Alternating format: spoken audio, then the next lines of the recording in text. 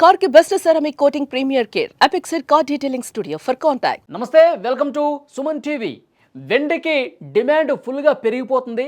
బంగారం కంటే వేగంగా పెరిగిపోతుంది వెండి. కిలో వెండి 1,50,000 దాటుతుందా అన్న సందేహం కూడా వస్తుంది. ఇలా జరగడానికి కారణం ఏంటి? ఇంత స్థాయిలో ఎందుకు పెరుగుతుంది? దీని గురించి మనం మాట్లాడదాం. ఇన్ఫర్మేషన్ తెలియజేయడానికి లైవ్ కాల్లో జాయిన్ అయ్యారు దుబాక కిషన్ రావు గారు, తెలంగాణ స్వర్ణకార సంఘం నాయకులైన సార్తో మాట్లాడదాం. కిషన్ రావు గారు నమస్తే సార్. నమస్తే. సార్ 11,000 పెరిగింది సార్ వెండి. బంగారం మనకి ఎంత స్థాయిలో పెరుగుతుందో మనం చూస్తున్నాం, కానీ వెండి గురించి ఇవాళ మనం ప్రత్యేకంగా మాట్లాడుకోవాలి. 11,000 పెరగటానికి అసలు ఏంటి రీజన్? గోల్డ్ కంటే కూడా ఇప్పుడు సిల్వర్ ఇన్స్ట్రుమెంట్స్కు వాడతారు, మెడికల్ వాల్యూస్ ఉన్నాయి. ఓన్లీ ఆర్నమెంట్స్ కానీ కాకుండా సిల్వర్ కంపెనీస్లలో కూడా చిన్న చిన్న మైన్యూట్గా వస్తువులన్నీ కూడా సిల్వర్తో చేస్తారు. కాబట్టి సిల్వర్కు ప్రపంచ డిమాండ్ ఎక్కువ ఉంది. ఈ గత నెల 2 నెలలలో 90-80 వేల ఉన్నది ఎక్తంగా వెళ్ళి ఇప్పుడు 2 లక్షల్లో కూర్చునడానికి ఎందుకు ఇలా అవుతుందని గమనించడం కష్టం అవుతుంది. కానీ ఇది ఇలాగే ఉంటుందా, మళ్ళీ డౌన్ అవుతుందా అని కూడా చెప్పడం కొంచెం. సిల్వర్ ఒకసారి 2 సార్లు మోసం చేసింది కాబట్టి ఇంతకుముందు 15 ఏళ్ల కింద సార్ బాగా పెరిగి పడిపోయిందా? గతంలో పడిపోయింది. 17,000 నుంచి 75-80 వేల వరకు వెళ్ళి మళ్ళా 30,000కి వచ్చి పడిపోయింది. అది జరిగి 15 ఏళ్ళు అవుతుంది. ఆ తర్వాత ఇప్పుడు మళ్ళీ రీసెంట్గా ఇదే విపరీతంగా పెరగడం. మరి ఏం చేస్తుందో కూడా కొంచెం అనిశ్చితిగానే ఉంది. సిల్వర్ విషయంలో నమ్మడానికి సార్ కరెక్ట్గా కిలో వెండి ఎంత ఉంది ఇప్పుడు? 1,98,000 ఉంది ఈరోజు. ఓకే, దగ్గర దగ్గర 2 lakhs. 2 lakhs ఉంది. రాత్రి వరకు 2 lakhs కూడా కావచ్చు, సాయంత్రం వరకు. 1 lakh పడిపోయే పరిస్థితి ఏమైనా ఉందా సార్? అన్ప్రిడిక్టబుల్ అండి. అట్లీస్ట్ 50,000 అయితే ఎప్పుడైనా జరగవచ్చు మోసం, కానీ 1 lakh అయితే ఇమీడియట్ చెప్పలేము.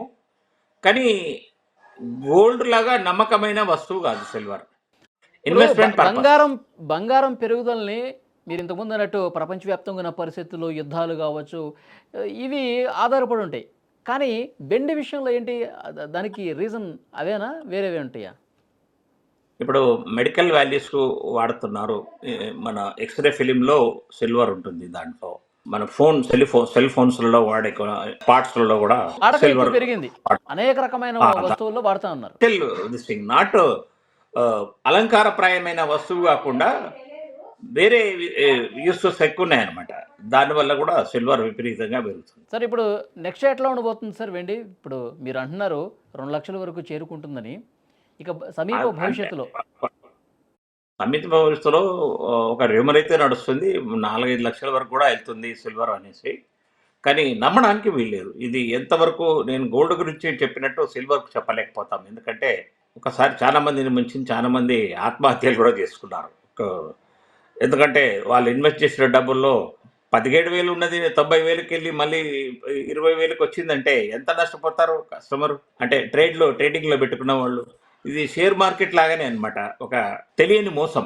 సార్ అప్పుడు మీరు 15 ఏళ్ల క్రితం వెండి 90 ఉన్నది కాస్త 30కి పడిపోయింది అన్నారు కదా, అప్పుడు దారి తీసిన పరిస్థితులు ఏంటి? అప్పుడు ఎందుకు అట్లా జరిగిందని చెప్పి విశ్లేషణ జరిగింది?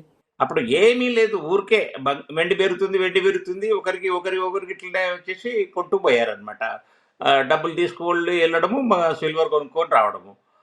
సడన్గా పీక్గా వచ్చి సడన్గా మళ్ళీ డౌన్ అయిపోయి 20-25,000కి వచ్చి అలాగే ఉండిపోయింది. అప్పుడు ఎలాంటి చర్చ జరిగింది?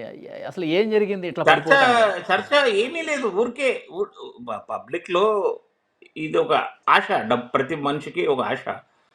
ఏదైనా వస్తువు పెరుగుతుంటే కొంటే మనకు లాభం వస్తుంది అనే ఒక క్రేజీనెస్లో ఈ మోసం జరిగింది. వేరే బంగారంలో అలా జరగలేదు, కానీ సిల్వర్ అలా జరిగింది అన్నమాట. ఇప్పుడు కూడా ఏం ప్రమాదం చేస్తుందో కానీ ఇప్పుడు తెలియదు.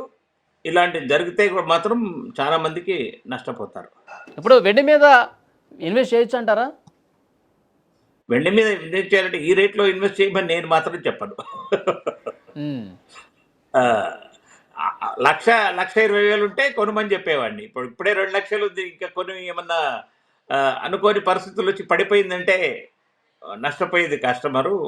టీవీలో బంగారం అయితే కొంత నిలకడగా ఉంటుంది కాబట్టి తగ్గినా కొద్దిగా తగ్గుతుంది కాబట్టి అదొక నమ్మకమైన వస్తువు కాబట్టి కొంటారు. వెండి మీద అది లేదంటారు అంతేగా? లేదు 100% లేదు. నమ్మకమైన వస్తువు కాదు. ఓకే సార్, ఇన్వెస్ట్మెంట్ పర్పస్కు నమ్మకమైన వస్తువు కాదు. Thank you sir.